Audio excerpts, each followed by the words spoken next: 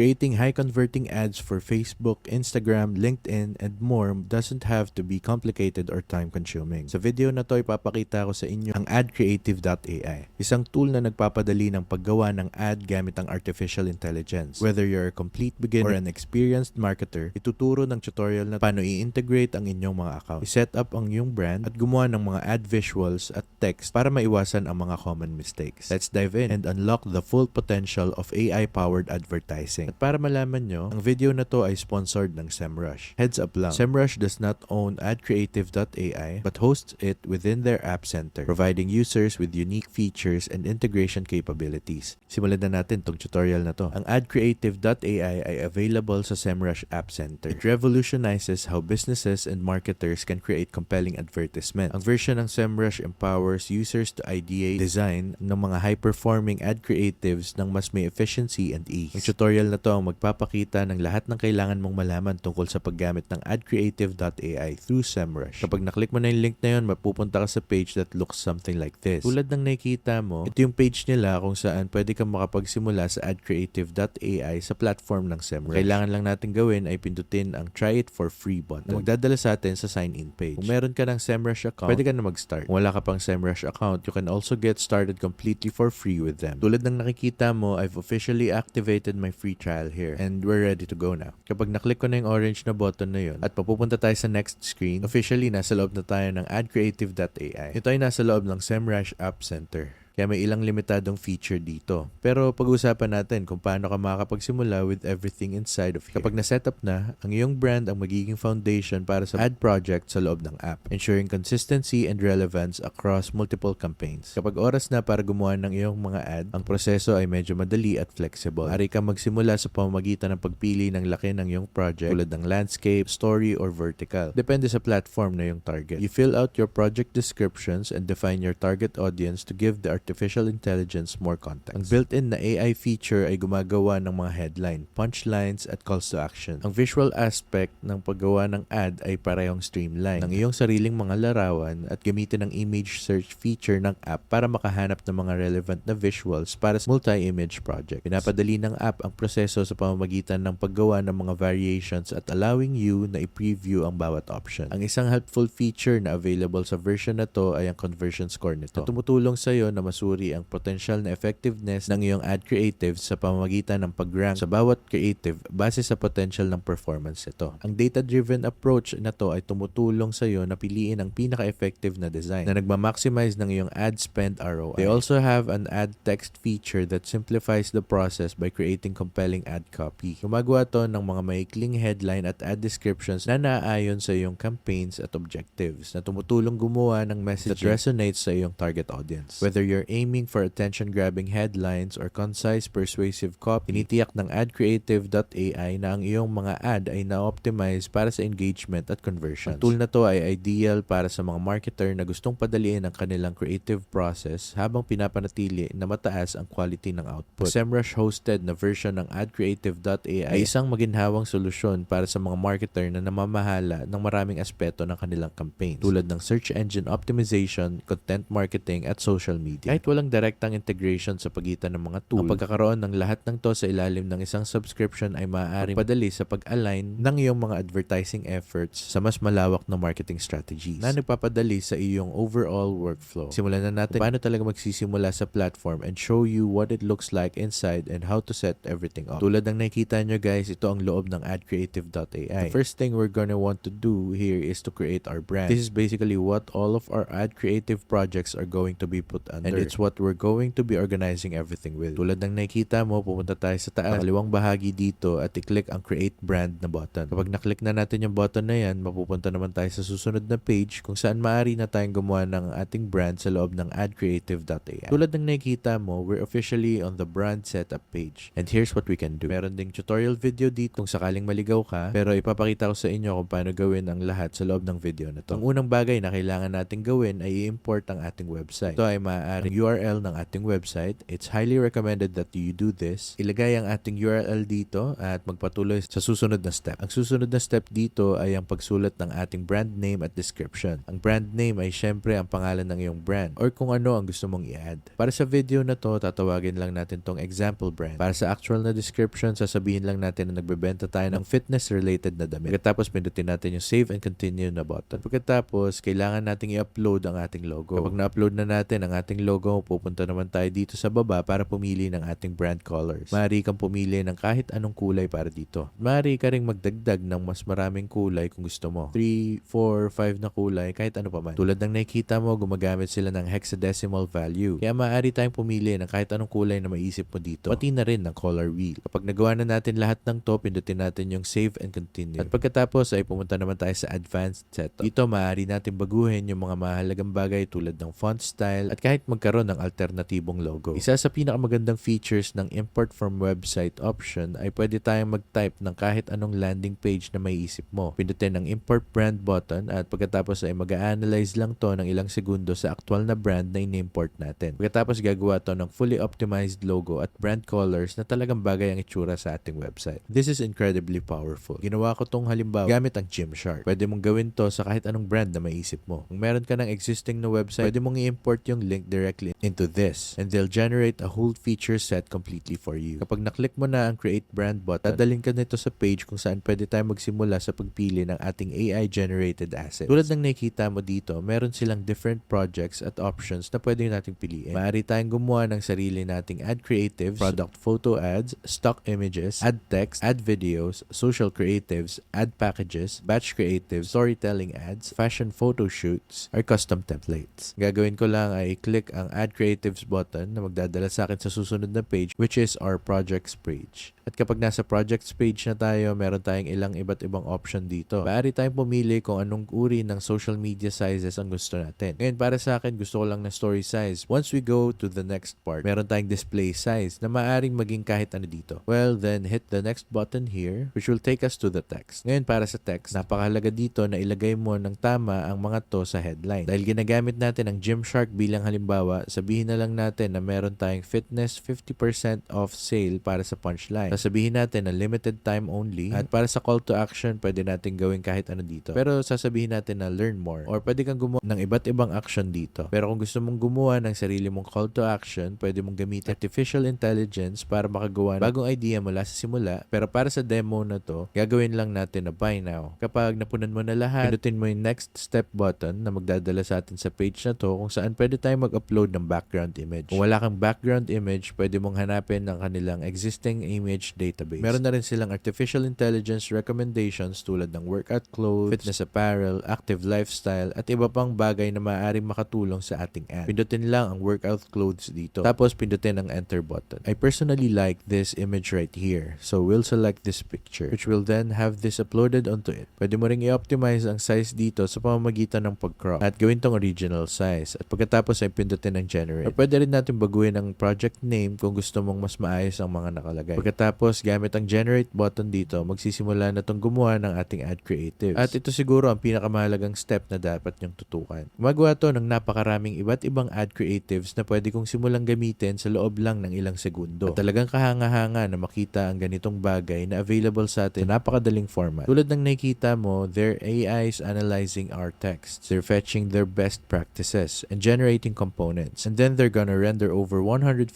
images using artificial intelligence. Just like that. They've officially generated it. At tulad ng nakikita mo dito, maghihintay lang tayo ng ilang sandali pa at dapat tong magbigay sa atin ng kompletong listahan ng 115 na iba't ibang ad creatives na pwede nating gamitin ngayon. Tulad ng nakikita mo dito, pwede ako mag-scroll dito at makita ang iba't ibang static image ads na pwede na nating simulang gamitin para sa 50% off fitness sale na guys, talagang napakalakas nito. Isa sa mga pinaka-time consuming na bagay, kung familiar kayo sa paggawa ng mga advertisements, ay kung gaano katagal ang paggawa ng ad creatives sa simula pa lang. Lalo na para gawin silang different, varied at interesting. At syempre, i-build mula sa mga bagay na gumana noon. And this is one of the most powerful tools I think because of that. Tulad ng nakikita mo dito, pwede tayong mag-scroll dito at gawin halos kahit ano na maaari mong isipin. Pwede tayong gumawa ng edit sa ilan sa mga ito. Pwede nating i-download ang mga to or pwede rin nating i-upload ang mga to diretso sa ating ad manager at simulan ang pagpapatakbo ng mga to bilang ads. Pwede kong gamitin ang edit button dito at i-edit ang mga bagay tulad ng quick input edit or ang kanilang Creative Studio Editor. That allows you na ilipat ang mga bagay ng konti pa. Pwede nating pindutin ang download button dito na magda-download nito diretso sa ating desktop. At pwede na nating simulan ang pagpapatakbo ng ad na to ng mag-isa bilang ating sariling ad creative. Kapag naayos mo na ang lahat, halos tapos na tayo. That's what most of this tool does. And go back to the projects tab and create more different types of things, whatever you can think of. Gumawa ng project dito at again, pwede tayong gumawa ng iba't ibang bagay tulad product photo ads, stock images, at kahit magdagdag ng mga video. May kita mo dito, pipindutin ko ang next step button na magdadala sa akin sa page na to. Pwede akong maghanap ng mga image na gusto kong gawing video. At pwede kang mag-isip ng kahit ano dito dahil ito ay isang fitness brand. Maraming stock photos at videos na available. Piliin natin ang gym apparel. Pindutin ang enter button. Pagkatapos tulad ng nakikita mo, pwede tayong pumili sa kahit alin dito. Pipiliin ko lang larawan na to dito at pagkatapos ay pindutin ko yung next step button at gawin natin ang headline na magiging yung fitness 50% off sale na pinag-usapan natin kanina. Gawin yung call to action at pagkatapos ay pindutin yung generate button. Now, the craziest part about this, that was a static image that we uploaded. Gagawin nito ay kukunin ang static image na yon at gagawin itong video ad, which is just incredibly powerful. Kung hindi mo pa nasusubukan ng video ads, I highly recommend it. Personally, bilang isang advertiser, ilan sa pinakamagandang na naranasan ko ay sa mga video, hindi lang sa mga random static images. And I highly recommend trying this feature out. Now, as you can see, we have a bunch of video ads that we can check out. They even come with music that's added to the actual videos. Tulad na makikita mo, binibigyan kanila ng magandang maliliit na animations na pwede mong gamitin. At talagang binibigyan kanila ng isang magandang graphic na pwede mong gamitin para simulan ang pagpapatakbo ng ads. Guys, talagang napakalakas ng tool na to. Lubos kong nire-recommenda na kung hindi mo pa to nasisimulan, simulan mo na sila gamit ang link sa description. Please remember that some of these links could monetarily benefit us. So thank you in advance for supporting videos like this one. Hopefully you guys enjoyed this video. Make sure to leave a like and subscribe. Comment down below what you guys think about adcreative.ai as well as SEMrush. And please remember to hit that like button. Sana makita ko kayo sa mga susunod na video. Ingat!